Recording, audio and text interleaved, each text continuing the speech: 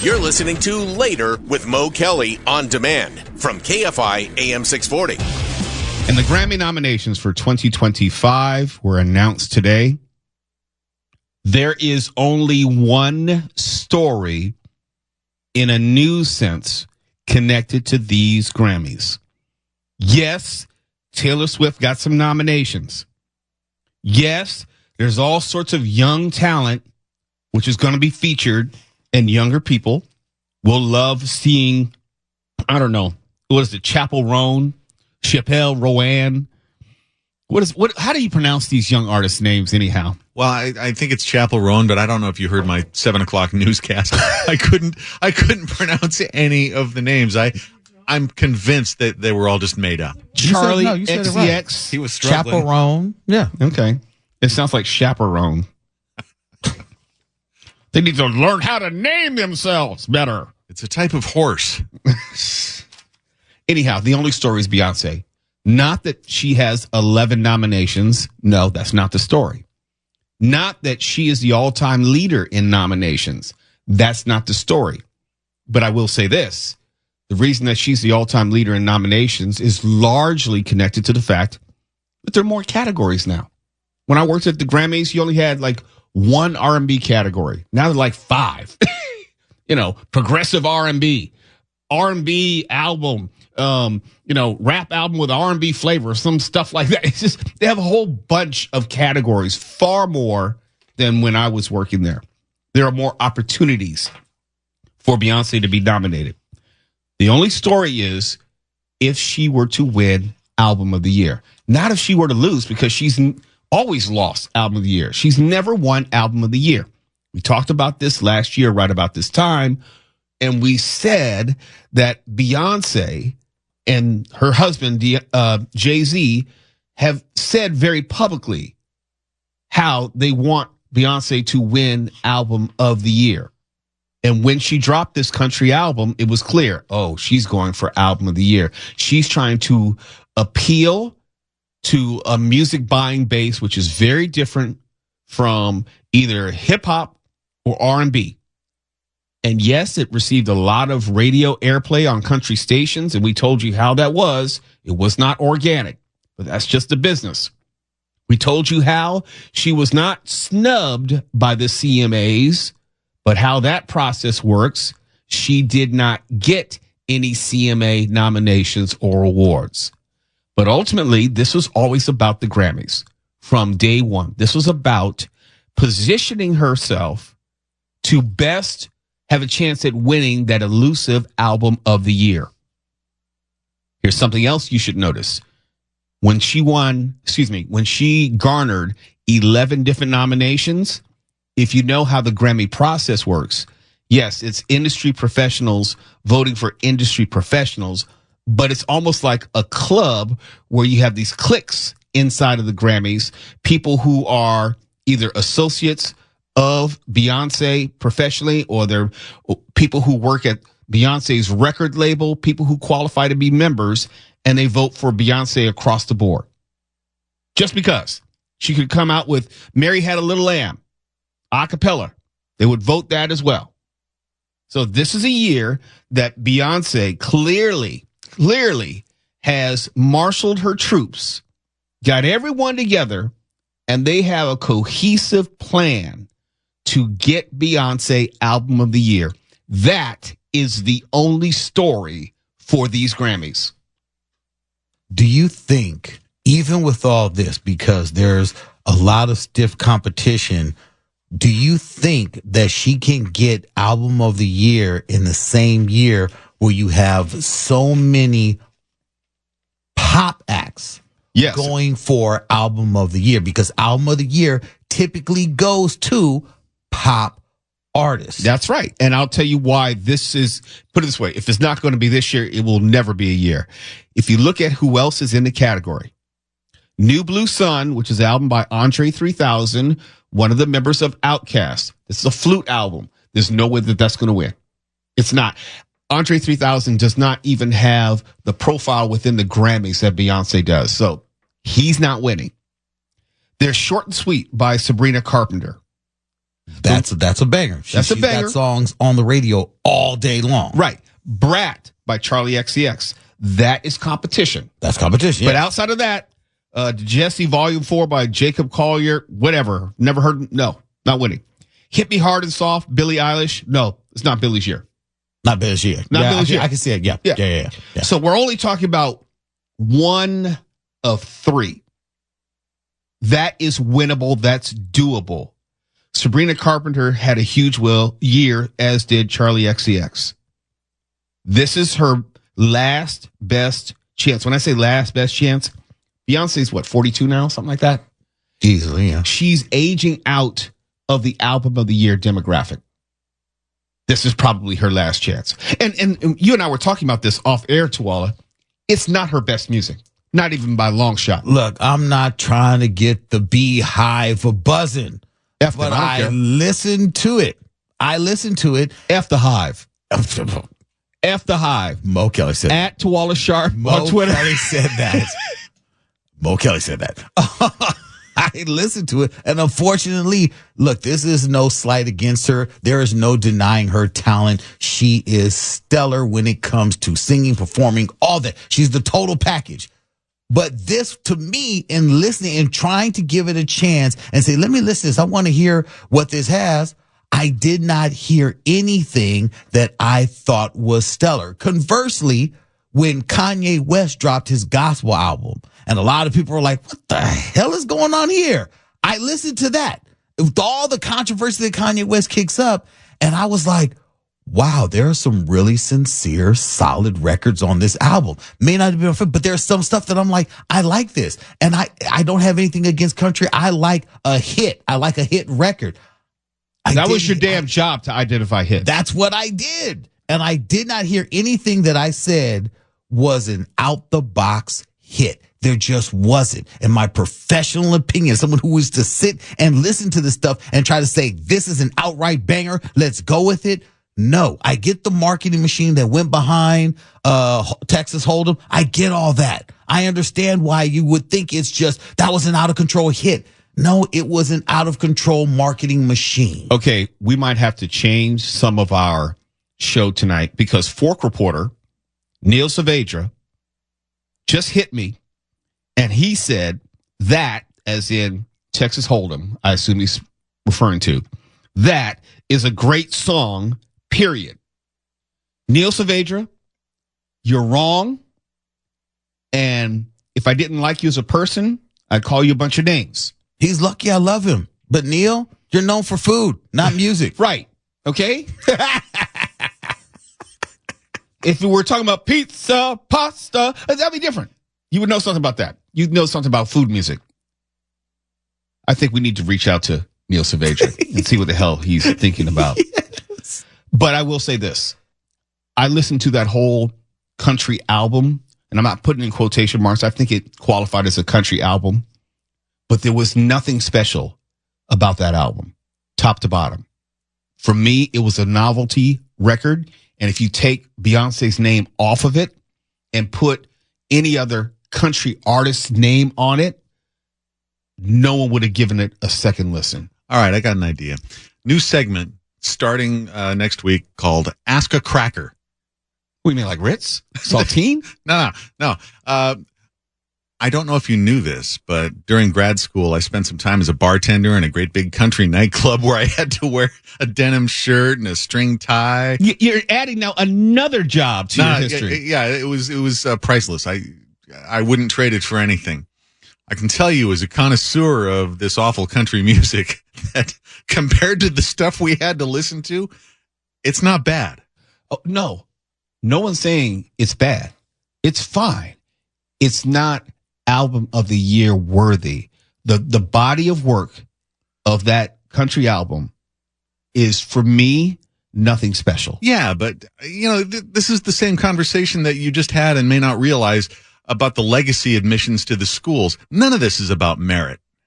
No, okay, but all I'm saying is, one, the legacy school admissions, what we were talking about, not legacy, but the stuff the donations, yeah. Right, that's fraud. Okay, that's one thing. Okay, yeah. Make that distinction. But it's all about money.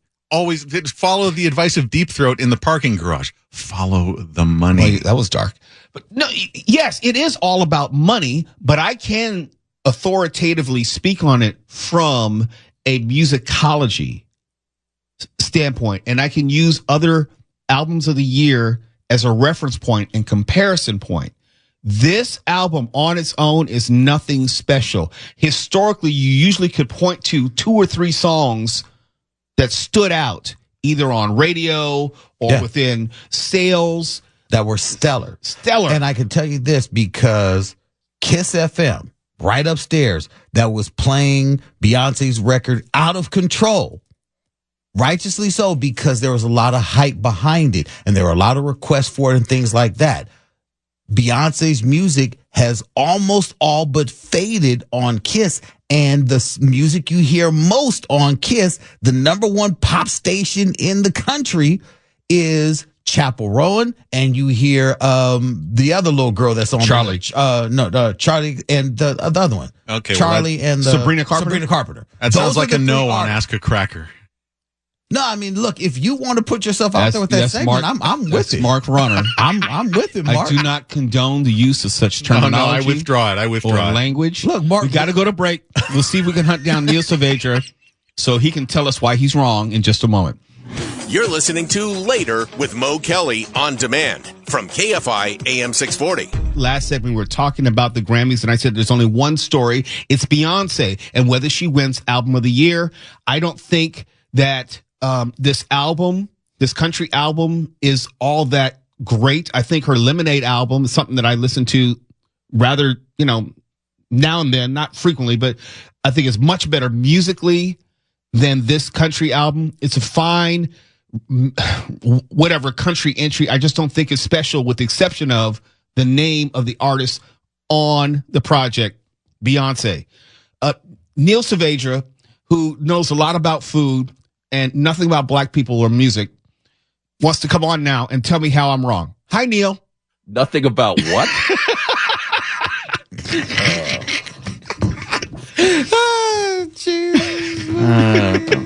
Yeah, well, go to Compton.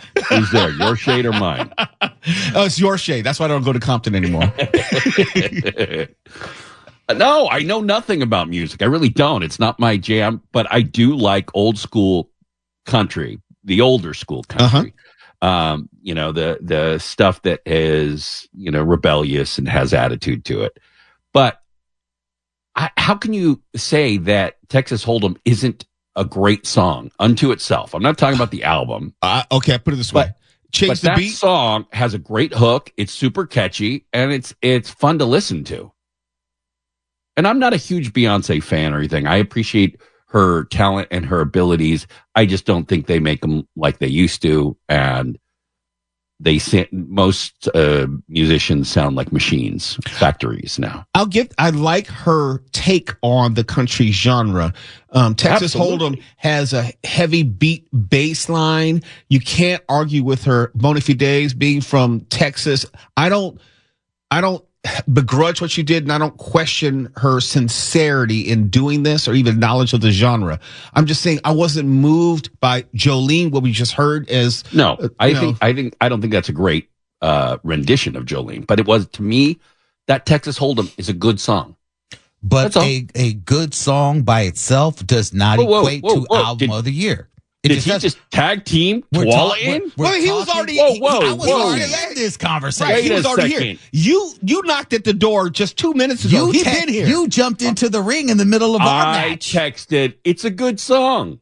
Look, good song does not make for a good album, nor does it make for Album of the Year. I never said anything about the album. That's what we're talking about. We're talking about Album of the Year. Well, we're not talking. It's not up for record. I mean, well, this it is up for why record year. There's so much violence in Inglewood. You two. I live just outside of Inglewood. Not outside enough, apparently. That's why your ass has never been to my house. Oh, yeah. No, that's not true. My ass has been there. It's the rest of me that doesn't want to come. You were invited. You just decided not to show up. No, you know why. Well, that's for you to say, not for me to say. Yeah. No, I'm afraid of black people. I believe that. Yeah. Look, there's no excuse this 4th of July for you to bring your ass on and crown me winner. Yeah, well, I know why Tawala's mad, because he thought I was going to play favorites. Okay, let's. No, I thought you would be fair. Context for people don't know. Every 4th of July, I do the 4th of July show from Chateau Les Mots, and we have an annual dessert baking competition. Tawala has always come in like second place every single year. He's alleging shenanigans. Fork reporter Neil Savager was supposed to be our honorary guest judge this year. He bowed out at the last second because he, didn't want to come to the darker side of the city. I don't know. I try not to take it personally. It just felt racist. In my house too. You don't know how dark it is over here. No, actually, I have, just not to your house. While I was awake. Yeah, it's not what. Yeah, I was just driving by. I'm missing some Amazon packages. That was me. Check your ring out. Hey, that's Mo Kelly. That's right. All I'm saying is, I've listened to at least parts of every single Beyonce album, and yes, award shows routinely get the award wrong. Like you'll have a Denzel Washington who win an Oscar for Training Day, but his best work was like Malcolm X or Reuben Hurricane Carter. I know how award shows never get it right, but if you take the award out of it and look at this body of work for what it is, it's not impressive to me, and it's not impressive in the larger discography of Beyonce. That's all I'm saying. It seemed like a tool specifically engineered to win album of the year. She couldn't do an R&B album and win album of the year. She's done that her whole career and can't win. So this clearly was to achieve that. And to keep her from going pop and really alienating her core base, audience. right. And again, this is coming from someone who here in the city of Angels in Southern California proper is responsible for breaking pretty much every single Destiny's Child and Beyonce song that you know prior to 2008. I had a big hand in helping select those hit records. So when I listen to Beyonce and I listen to music, period, I'm not listening as a just pure music connoisseur. I'm listening with those programming ears. Like, is there anything that stands out? Is there anything that I think outside of us playing it in that programming repetition that will get audiences to grab onto it and latch onto it? And unfortunately, her records and research has shown have a high burn. There is not a lot of lasting appeal to this album. It was hot out the gate, and that's about it. But it's not something you're going to go back to and listen to over and over again. In music terminology, it's not a recurrent. It's not something that radio stations will continue to play because they know their listenership appreciates the record. It's gone from the airwaves for the most part, which says to me they put a lot of money behind it to promote it, to have radio stations play it, but the listeners really weren't asking for it. They're not looking for it. So as far as I'm concerned, it's a contrived success. Well, why don't we end on a positive note and something we can agree on? That Joker 2 was a masterpiece. You know what? I was going to promote your appearance tomorrow, but since you're trying to clown us with the whole Joker 2 thing. I know your buttons. I know your buttons. Poke, poke, poke. Why you gotta say it so sensually? I don't know those buttons. That's between you and your God. Oh yeah. Why you got to bring him into it?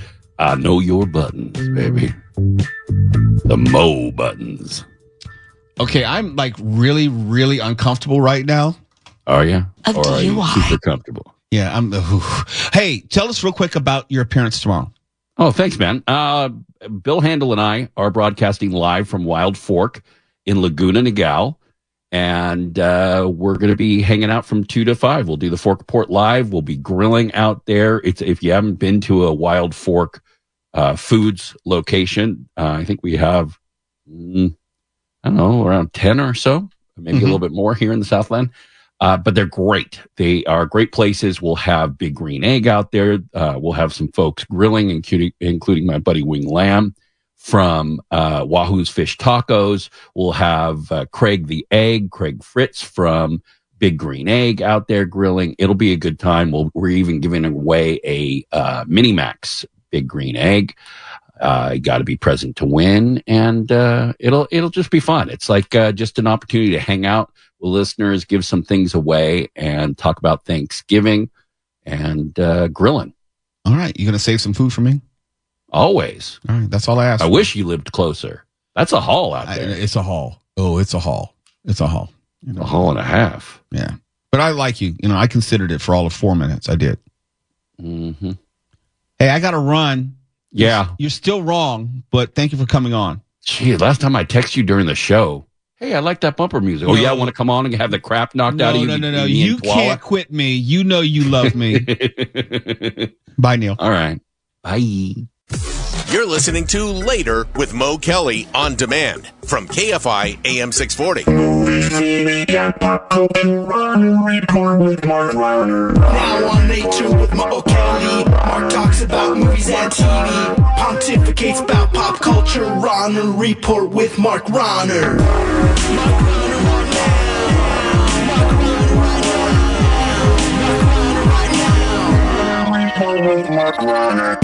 KFI AM 640. Now it's time for the Mark Rahner Report. I like the way you said that. Tonight we're talking about Heretic. Remember back when Hugh Grant was a big star and he got caught with a hooker and it derailed his career and he had to go on Jay Leno's show to be scolded, and Leno, speaking as the conscience of America, asked him what he was thinking? Try to imagine that happening now. Okay, go. Yeah, that's not gonna work. Yeah, okay. no. He'd be scolded for not making a video of it. He might be offered a cabinet position. Okay. Wait, that's real life. Yeah, you're right. Well, Hugh Grant's still a star. He pops up in a lot of Guy Ritchie stuff, and he was a decent Mr. Waverly in that problematic Man from U.N.C.L.E. movie, and he's the main attraction in Heretic, which is an uncomfortable and provocative little thriller. Here's a little bit of the trailer. Hi, good afternoon, ma'am. Are you interested in learning about our Savior, Jesus Christ? Hi, good afternoon. Hi, are you? My name is Sister Barnes, and oh my gosh.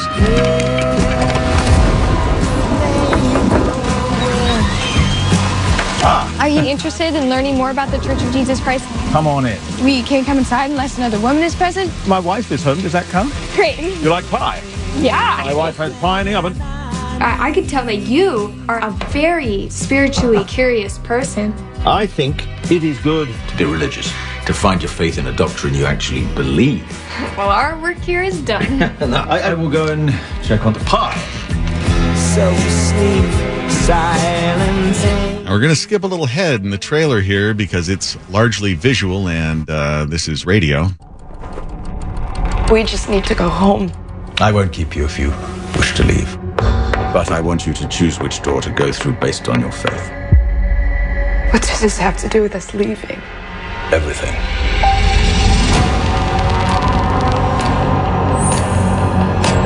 I think that we're being studied. It will make your hearts beat faster. It may even make you want to die. And here's the basics. 2 young Mormon women are out trying to drum up business. I guess they don't call it that, but you're familiar with it. They go to homes and knock on doors and spread the word, try to make converts. And on a late, blustery afternoon, they wind up at Hugh Grant's house. To be clear, they're not prostitutes, just Mormons. Grant's character is a charming older guy who listens to their spiel, asks more and more provocative questions, and it becomes clear that he knows more about their religion and religion in general than the 2 young women do, and that they can't leave. The nice man proceeds to put the increasingly terrified girls through an ordeal, and without revealing too much, I'll tell you, it involves asking them questions that test their religious beliefs, then making choices, and their survival depends on the choices. It's a talking movie, for sure. No explosions, no gunfights, no car chases, but it's pretty intriguing talk, and you don't know where it's headed. The acting, including the girls, holds your attention. It is fun to watch Hugh Grant against type as a weirdo. And the vibes and atmosphere of unease and dread are effective, along with some filmmaking that's skillful enough that you don't mind spending nearly all the movie in one place, his house.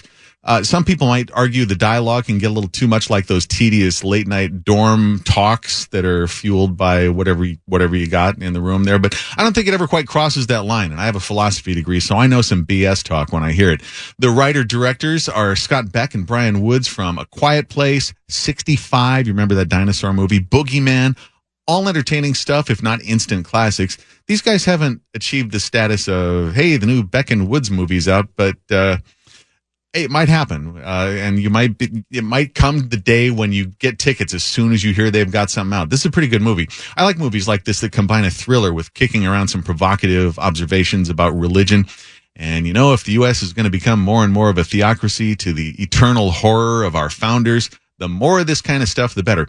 Also, we shouldn't forget the main takeaway here.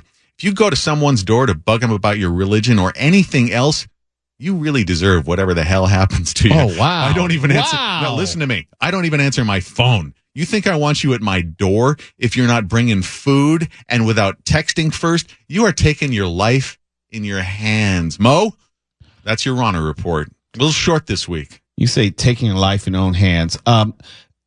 Did I ever tell you the story where I had about a 2-hour conversation with Divine Brown at the House of Blues? You lasted a whole 2 hours, did you? It was only talking, that's why. I see, okay. But I was there for some sort of music industry event, as she was as well. We were both at the bar, and I was, I guess, one of the few people who readily recognized her. And we both had been drinking, so I felt very comfortable to ask her. It's like, so tell me what exactly happened, because she and Hugh Grant were picked up not far from the House of Blues. It was right off on Sunset. And to just really boil down that 2-hour conversation to like 2 minutes. Oh, please. She said that Hugh Grant, of her clients, was one of the nicest people that she's ever dealt with. And he was really, really, really, really, really into her. And if they were not interrupted, they had already talked about hooking up again. Well, you like to hear that about a John. So evidently she turned him out inside of 5 minutes. Well, that's inspiring. I wondered if you're pretty open about being a Christian, and I wondered if this movie was going to offend Christians. And I don't think so. I mean, we still don't have the Taliban in the U.S. We can make movies about stuff. And I think if your faith can't withstand a movie, it's not very robust. It also got me thinking today about that old quote that I think was from H.P. Lovecraft. Correct me, anybody, if I get this wrong. Something along the lines of, if a religion has any truth to it, you don't really need to beat it into your children so much.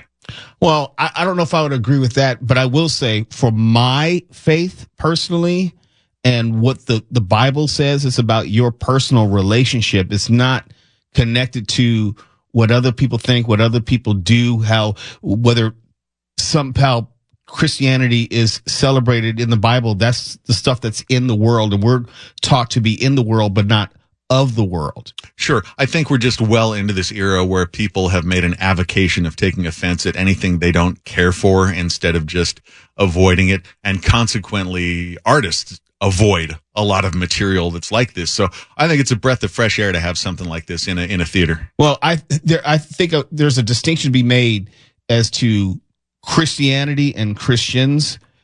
Today, unfortunately, a lot of Christianity that you see is performative.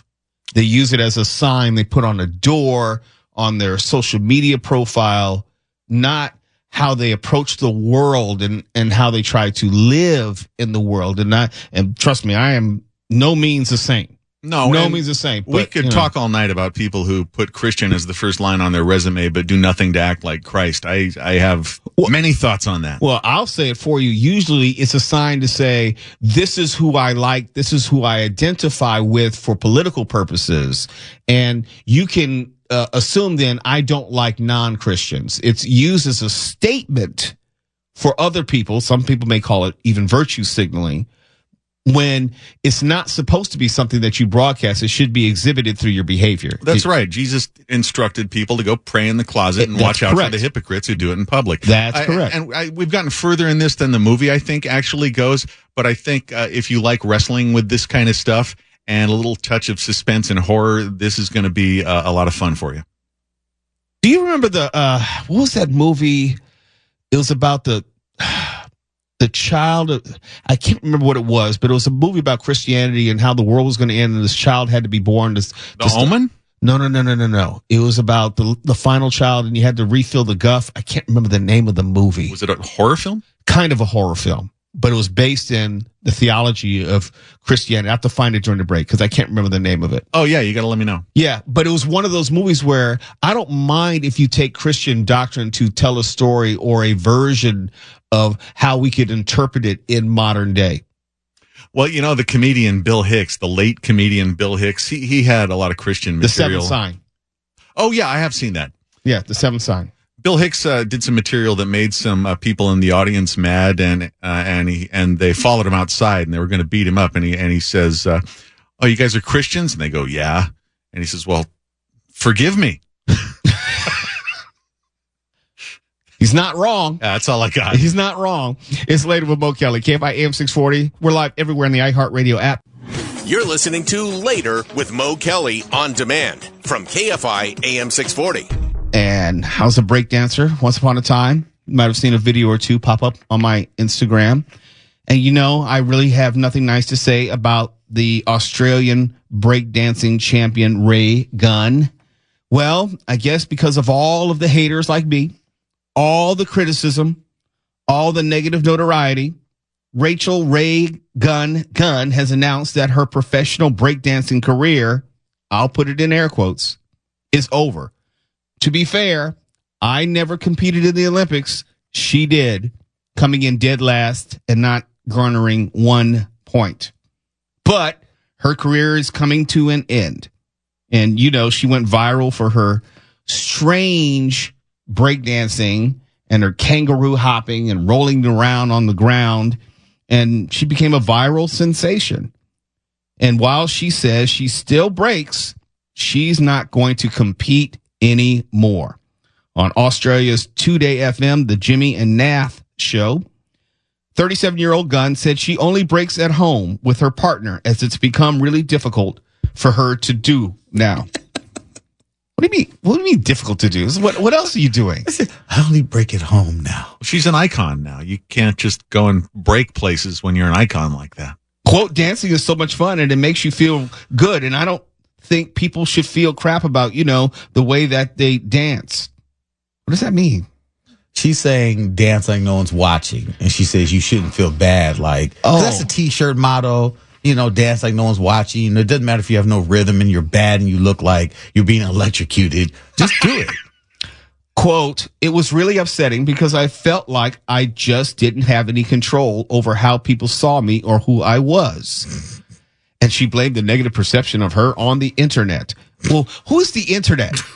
Wow. I'm blaming the internet. The whole thing? The whole time? Everywhere? And the unexpected level of publicity it had led to as reasons behind her decision to stop competing. But that was the whole point. That was the whole point of going to the Olympics. You knew you weren't good enough to win. You had no business being there.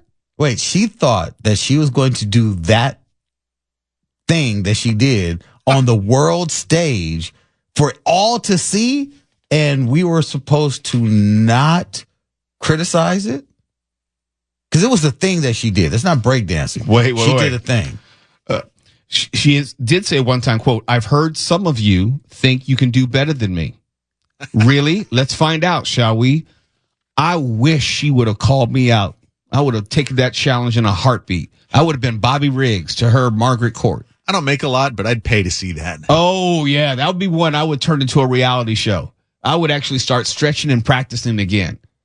But I'm going to miss my chance. She's going to retire like Rocky before Clubber Lang could get to her. To duck you. Yeah. That's right. Yeah. Hey, woman. Hey, woman. Only people who've seen the movie know that. Only people who've seen Rocky 3 will get that. KFI AM 640, live everywhere on the iHeartRadio app.